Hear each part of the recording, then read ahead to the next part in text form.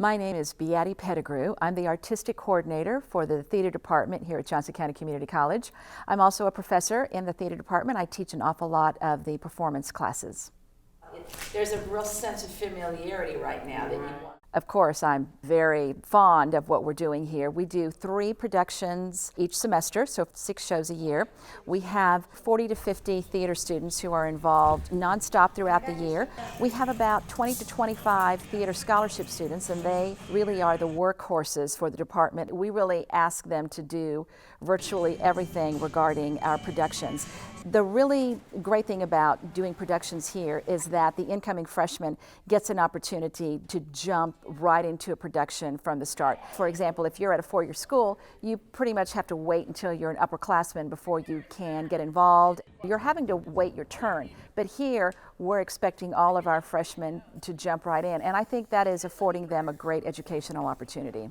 Our productions are selected based on students we currently have. I like to work out 3 years. I know that our students are typically here for 3 years, not for 2 years, because they're trying to get their general education requirements out of the way. In addition to working an awful lot on our productions, we try to find 6 shows in a year that offer a variety for those students. We try to do a classic play every year, in other words, a Shakespeare, a high farce, something that they're not familiar with. We do contemporary shows, which typically are smaller cast shows. So ultimately, the faculty is trying to find a balance between genders, between small and large shows, and variety of genres, just to give them a wide range of opportunities. A lot of our students want to be theater majors. Their focus is on theater, but not all of them. We have some students who are interested in physical therapy or in science or in creative writing, so theater can become an outlet for them. But I would say that the majority of those students who are involved in our program heavily are indeed planning on majoring in theater. Or even on the technical end of it, they're going out there and they're doing event planning with lighting design and production, or sound design. So they are working in the field, and it's great to see that. I am particularly proud of those students that go on to pursue a 4-year degree, and a lot of our alums even go on and get their master's in theater. We try to do 1 show a year that requires a particular dialect. This year, this particular production, which you see the set behind me, An Experiment with an Air Pump, requires a British dialect. One of the characters is actually also speaking in a Scottish brogue, so that's been really difficult for her to not slip into British. Now I know it you have been affection. My life stretches before me, and it has a bitter road. All pleasures pale now that I have felt love. You may never feel it again. They work for about 2 months at least on learning those dialects. We have specific dialect coaches that help them. We think it's really important for students to have a wide variety of accents when they leave here. I'm sorry, Susanna. So you should... Very well, now we're all square. Stop it! Stop patronizing me! It's like a twitch, Joseph! But more extreme to light upon yourself, and only wish I were able to deliver the blow myself.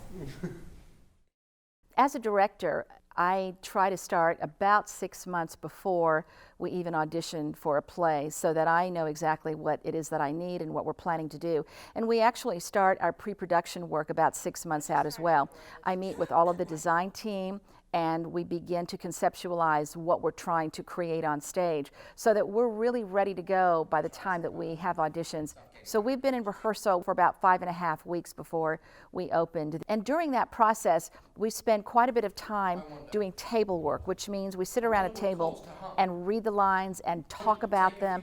In this particular play, you have to really understand the context in which the playwright has written. So we spend a couple of weeks just on that, and then we get up on our feet and begin the staging process called blocking, so that the actors get a sense of where they're going to move in space and how they relate to one another and to the furniture. Around then, we're ready to move into the Polsky, and the designers have been drafting the elevations to the set. The people in the shop have been building. Same with upstairs in the costume shop, they're building everything. And then we move into here, and it becomes a little bit of a hiccup as we try to acclimate to a new space and to partially built set. as it slowly comes together. But yeah, it's a huge team effort and it's a very collaborative process. This particular show, I thought the collaboration was really strong. We were all on the same page, and really your mission is to finally produce this product that we want to present to the audience.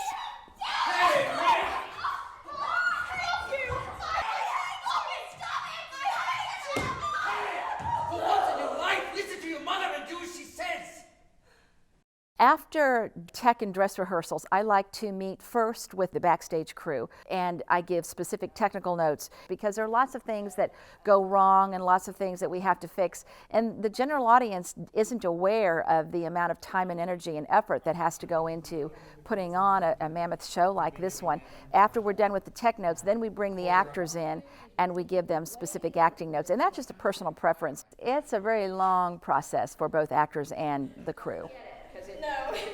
This particular show kind of scared me at first because I knew reading the script that it was a very difficult show to do. Experiment with an Air Pump is a play written by Sheila Stevenson. It's a British play.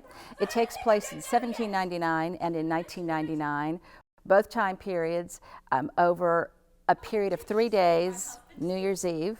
So we have our actors who are playing roles in both of those time periods, rushing backstage. They each have an assigned costume quick changer who rips their costumes off, and they're changing the set backstage constantly. Great scientist and fine physician.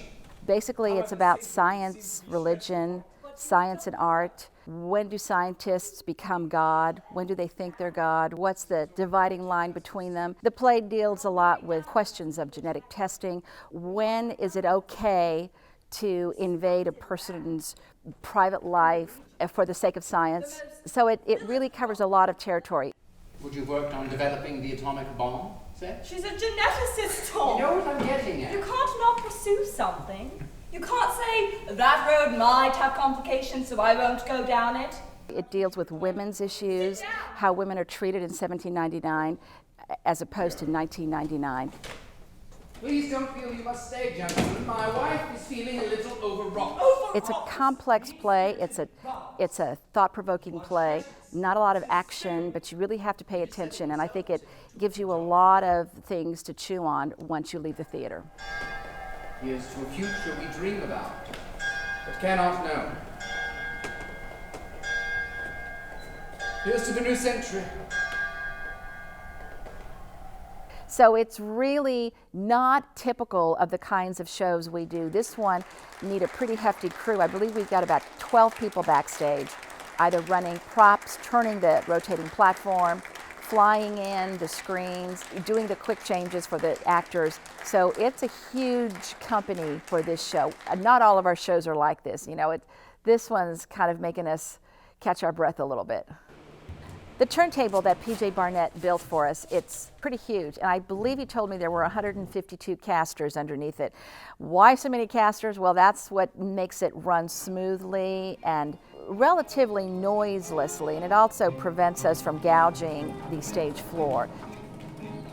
That took a lot of engineering. So as a theater major, if you're majoring in technical theater, you need to know a little bit about engineering and drafting if you want to be successful as a designer or as a builder as well. That was the bulk of the initial work. Then we have the walls, which are constructed so that one side reflects 1799, the other side reflects 1999, and in between those two walls, in the inner hallway, we have a lot of the quick changes. We have quick changes that I think run about 8 seconds, and so it's tough to get those done off stage, so we do a lot of that work right there in the inner hallway. So that's the basic structure of this particular set. And then the costumes, it's student designed, and we're just thrilled with Rachel Nielsen, who's designed this.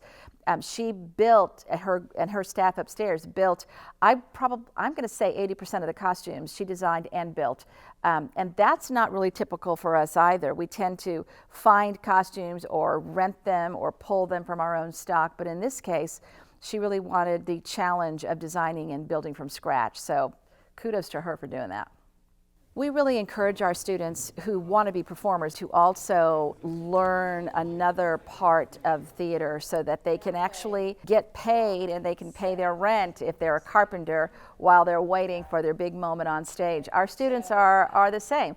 About half of the people that are the running crew for this show consider themselves to be actors, so they are performers, but they have learned so much about the other side of theater just by being backstage. It makes you more appreciative of your running crew. It makes you more respectful of each other.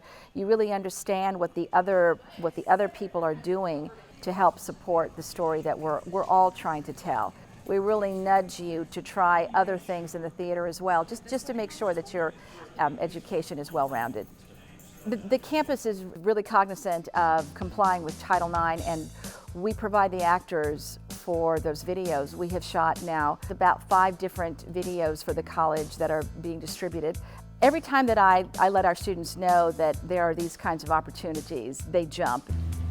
Hey, do you know those guys over there? I mean, they have to do really well in their classes. I have so many students who want to be involved in all of these other projects that we have to draw the line somewhere. So for me, it's all about your academics. You have to prove yourself there first. My favorite part of being in this department is that I get to work with students. The job pretty much is the same each year, but the faces constantly change. And it's energizing to see a new group of students come in the fall and to be with them for a very short period of time. But even though I personally am trained to be a professional director, I would never ever want to work professionally because that would prohibit me from working so closely with these young people. And for me, that's the heart and soul of what I do.